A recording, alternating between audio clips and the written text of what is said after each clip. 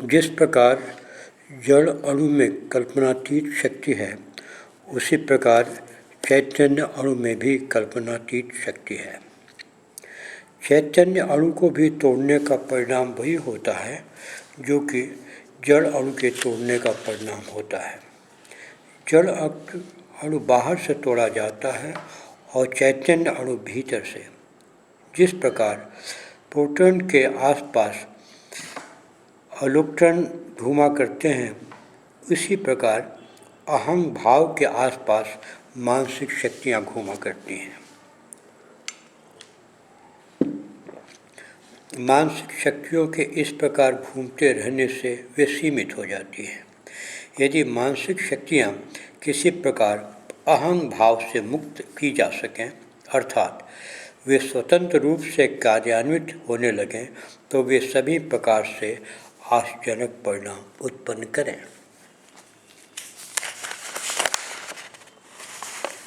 जड़ और चैतन्य अणु के संगठन से एक विशेष प्रकार के भेद को ध्यान में रखना आवश्यक है। जड़ अणु देश में विभक्त है, मतलब स्पेस में वो अलग अलग है, पर चैतन्य अणु देश में विभक्त नहीं है, स्पेस में उसका इन्फिनिट है। अतएव सभी चैतन्य अणुओं का केंद्र एक ही है। कल्पना के द्वारा ही एक ही केंद्र को अनेक मान लिया गया है। मनुष्यों के व्यक्तित्व में भेद है, उनकी मानसिक शक्तियों में भिन्नता है, किंतु सभी का मूल केंद्र एक ही है। अतएव जिस समय व्यक्ति अपने भीतर के कल्पित भेद को दूर करके अपने मानसिक शक्तियों को सभी लोगों के कल्याण के लिए लगाने लगता है, तो उसकी शक्तियाँ अपरिमित हो जाती हैं। मानसिक शक्तियों को परिमित करने वाला भाव स्वार्थ भाव है। किसी भी कार्य का परिणाम उसके हेतु पर निर्भर करता है। जिस कार्य का हेतु किसी विशेष स्वार्थ का साधन होता है, उसका परिणाम अल्पकाल तक रहता है। जिस कार्य का हेतु लोकोपकार होता है, उसका परिणाम दीर्घकाल तक ठहरने वाला होता है। लोकोपकारी कार्य करने से चैतन्य अणु की शक्तियाँ एक स्थान पर केंद्रीभूत न होकर बाहर प्रकाशित हो जाती हैं। जो व्यक्ति अपने व्यक्तिगत स्वार्थ के विषय में जितना ही अधिक उदासीन हो जाता है, वह महान कार्य करने का उतनी ही अधिक क्षमता प्राप्त कर लेता है। अहम भाव को नष्ट करना ही मानसिक शक्तियों की सीमा को तोड़ना है। जब चैतन्य अणु की सीमा टूट जाती है, तो उसकी शक्ति असीम हो जाती है। हमारे सभी काम हमारे विचारों पर निर्भर करते हैं। विचारों की शक्ति चालबाजी और चतुराई पर निर्भर नहीं करती, उसकी शक्ति मनुष्य के हेतु मोटिव पर निर्भर करती है।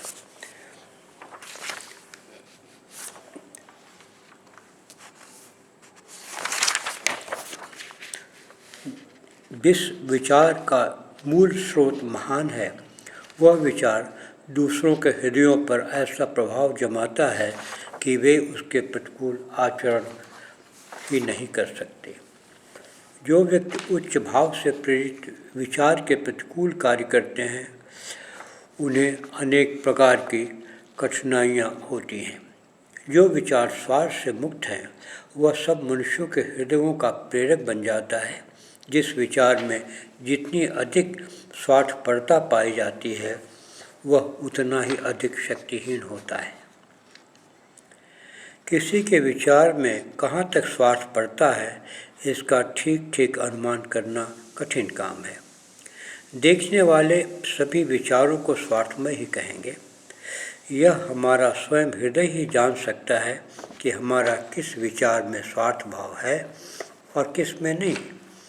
मनुष्य अपने अनुभव के अनुसार ही दूसरों के हेतुओं का अंदाज लगाता है। अतएव कितने ही साधु महात्माओं को संसार के चतुर लोग धूर्त समझते हैं, पर इससे उनके विचारों की शक्ति नष्ट नहीं होती। जब तक स्वयं अपने हृदय में कमजोरी नहीं होती, आरोपित कमजोरी हमारी कार्य क्षमता को नष्ट नहीं करती। संसार के महान व्यक्तियों के जीवन को यदि देखा जाए तो हम उनकी कार्य क्षमता का मूल कारण अपने आप को भूल जाने में ही पाएंगे। बुद्ध ने तो अनात्मवाद का ही संदेश दिया है। हम अहंकार से घिरे रहते हैं और अहंकार को ही आत्मा मान लेते हैं। इस तरह हम सदा अपने आप को दुखी बनाए रहते हैं। अपने आप के भाव को भूल जाना ही दुखों से मुक्त होने का एकमात्र उपाय है। जो व्यक्ति अपने स्वार्थ को छोड़कर किसी काम को हाथ में ले लेता है, वो उसमें सफलता लाभ अवश्य करता है। उसकी मानसिक शक्तियाँ चमत्कारिक कार्य कर दिखाती हैं। स्वार्थ भाव का त्याग करना अपनी सीमाओं को तोड़ना है। सीमाओं के तोड़ने पर जो परिणाम जड़ अणु के संबंध में होता है, वही परिणाम चैतन्य अणु के संबंध में भी होता है। अर्थात उसकी शक्तियाँ इतनी अधिक हो जाती हैं कि उनकी कल्पना ही नहीं की जा सकती। चैतन्य अणु की शक्ति का प्रकाशित रूप विचार है। जड़ शक्ति जितना काम कर सकती है, उससे लाखों गुना अधिक महत्व का काम विचार शक्ति करती है। विचार विद्युत की शक्ति के समान बड़े वेग से एक मनुष्य के मस्तिष्क से दूसरे मनुष्य के मस्तिष्क में चला जाता है। हमारे मन में इस प्रकार अनेकों विचार आते जाते रहते हैं। इनमें से कुछ हमारे मन पर स्थायी प्रभाव छोड़ जाते हैं और कुछ एक ओर से आकर दूसरी ओर से निकल जाते हैं। जो विचार स्वार्थहीन व्यक्ति के मस्तिष्क से निकलता है, वो बड़ा ही प्रभावशाली होता है। वह मनुष्यों के हृदय पर अधिकार जमा लेता है। हम देखते हैं कि बड़े बड़े विद्वानों के विचार समाज के लोगों को वैसे प्रभावित नहीं करते जैसे एक सरल चित्त वाले निस्वार्थ व्यक्ति के विचार। इसका प्रधान कारण यह है कि सरल चित्त वाले व्यक्ति ने अपनत्व को छोड़कर किसी विचार को प्रकाशित किया है। वह किसी प्रकार के विचार का अहंकार भी नहीं रखता। वह अपने आंतरिक विचारों को बिना परिस्थिति की अनुकूलता के विषय में अधिक सोचे विचारे प्रकाशित करता है और यह विचार परिस्थिति में परिवर्तन करने में समर्थ होता है। मनुष्य की मानसिक शक्तियाँ साधारणतः बिखरी हुई रहती हैं, अतः उनका साक्षात करना कठिन होता है। हम सदा किसी न किसी विषय पर चिंतन करते ही रहते हैं। किसी विषय के बारे में बार बार चिंतन करने से हमारा मन उस विषय में फंस जाता है। जिस विषय के बारे में हम जितना ही राग द्वेषात्मक मनोवृत्ति से सोचते हैं, उसमें हम उतना ही अधिक लिपटते हैं। जब हमारा मन एक बार किसी विषय में बैठ जाता है, तो हमारे उसे मुक्त करने के प्रयत्न से भी वह मुक्त नहीं होता। भावपूर्ण किसी विषय का चिंतन करना ही मानसिक ग्रंथि को उत्पन्न करना है, जिससे मानसिक अंतर्द्वंद की स्थिति उत्पन्न होती है। मानसिक अंतर्द्वंद के कारण मनुष्य की सारी आध्यात्मिक शक्ति नष्ट हो जाती है और वह अशांत होकर इधर उधर भटकने लगता है। अशांत मन होना शक्ति के अभाव का सूचक है। जिस मनुष्य के मन के भीतर शांति नहीं रहता, वह अपने से बाहर शांति खोजने की चेष्टा करता है, किंतु इस प्रकार उसे शांति न मिलकर और अधिक दुख ही मिलता है। अपनी मानसिक शक्तियों का विकास चित्त की एकाग्रता से होता है। जिस व्यक्ति का मन सदा इधर उधर दौड़ता रहता है, उसकी मानसिक शक्ति व्यर्थ नष्ट हो जाती है। अपने मन को बाहरी विषयों की ओर जाने से रोकने के लिए विशेष प्रकार के अभ्यास की आवश्यकता होती है। मन किसी विषय पर चिंतन करने से एकाएक नहीं रोका जा सकता। जो व्यक्ति मन को बाहरी विषयों पर जाने से एकाएक रोकते हैं, वे आध्यात्मिक शांति प्राप्त न कर उल्टे अनेक प्रकार की कठिनाइयों में पड़ जाते हैं। जब तक हमारे मन में बाहरी पदार्थों के प्रति आसक्ति है, वह उनके विषय में अवश्य ही चिंतन करेगा। मन को धीरे धीरे इस प्रकार के चिंतन से मुक्त करना परम पुरुषार्थ है। इस प्रकार के प्रयत्न से मनुष्य का मन शांत होता है और मनुष्य अपने अंदर शक्ति की अनुभूति करने लगता है। किसी प्रकार की मानसिक उद्विग्नता शक्ति के ह्रास की सूचक है। उद्विग्न मन होकर न तो किसी बाहरी विषय के विषय में सोचना उचित है और न उनसे मुक्त होने के विषय में। उद्विग्न मन होकर लंबे लंबे उपवास करना या अनेक अनेक व्रत करना उतना ही बुरा है जितना पेटू होकर दिन भर खाते रहना। शांत मन होकर मनुष्य जब अपनी आंतरिक शक्तियों के विषय में सोचता है तो वह अपने आप में अद्भुत शक्तियाँ पाता है।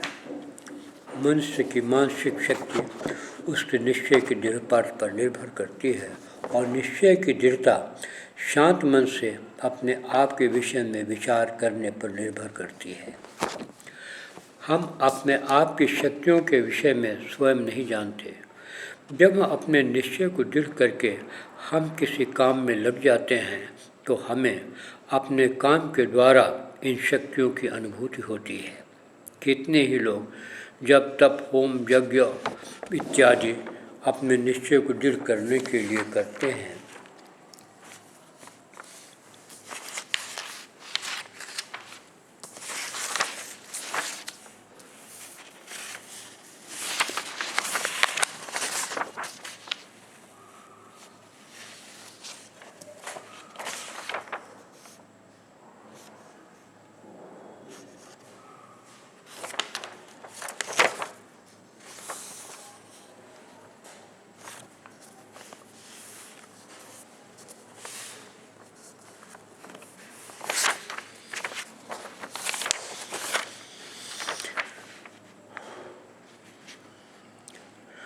मनुष्य का निश्चय जैसा होता है उसे उसी प्रकार की सफलता मिलती है। मानसिक शक्तियों का नाश मानसिक अंतर्द्वंद से हो जाता है। यह मानसिक अंतर्द्वंद चिंता, भय, संशय आदि मनोवृत्तियों के रूप में प्रकाशित होता है। मानसिक अंतर्द्वंद का सामान्य कारण अपनी स्वार्थमयी इच्छाएं हैं। जो मनुष्य अपने स्वार्थ को जितना ही विस्मित बनाता है उसका मन मानसिक अंतर्द्वंद से उतना ही कम पीड़ित होता है। उसे ऐसे अनेक प्रकार के चिंता, भय और संशय नहीं सताते जो व्यक्तिगत स्वार्थ से सीमित व्यक्ति को सताते हैं।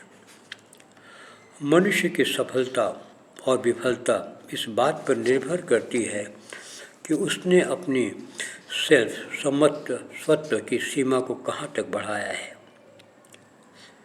कितने ही लोग अपने स्वत्व की सीमा अपने परिवार तक ही रखते हैं। कितने उस सीमा को गांव, जाति अथवा संप्रदाय तक फैलाते हैं।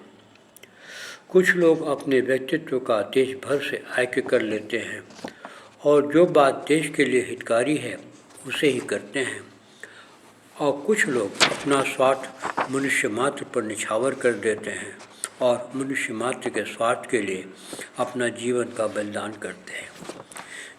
जिस व्यक्ति का मन जितनी बड़ी सीमा में घूमता है वो अपने भीतर उतनी अधिक शक्ति की अनुभूति करता है। ऐसे व्यक्ति के मन में चिंता, भय और संशय जो ध्वंसात्मक विचार हैं कम आते हैं। उदार विचार के सामने स्वार्थ विचार की पराजय होना निश्चित है। चाहे उदार विचार को ग्रहण करने वालों की संख्या स्वार्थी विचार वालों की संख्या से कितनी भी कम क्यों न हो, प्रत्येक प्राणी की आत्मा भली है।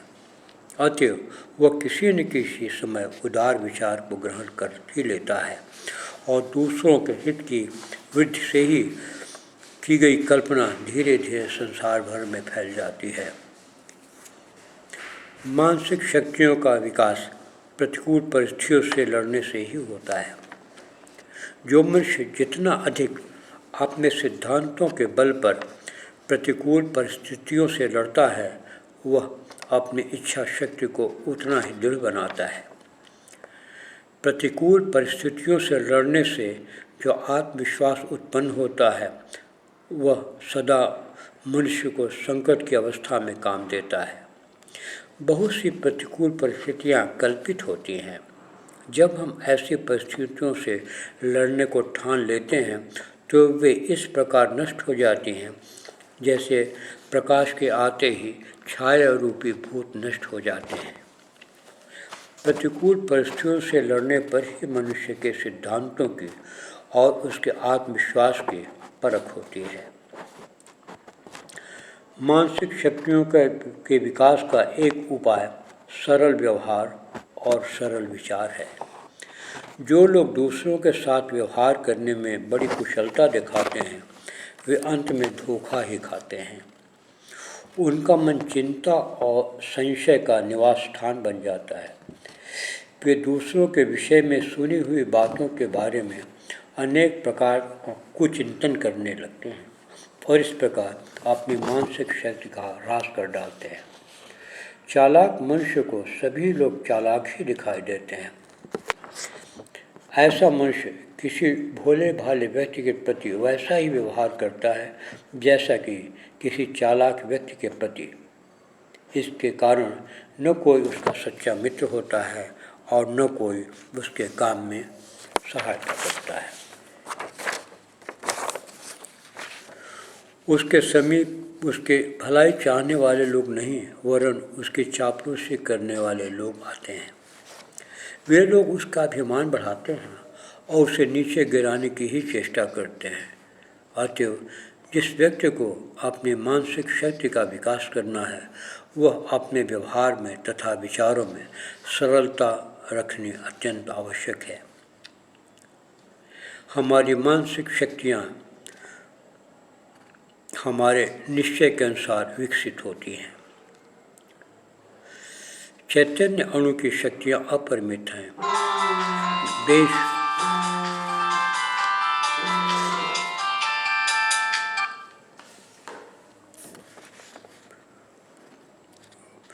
अपने निर्देश के अनुसार मनुष्य आरोग्यवान बनता है अथवा रोगी होता है।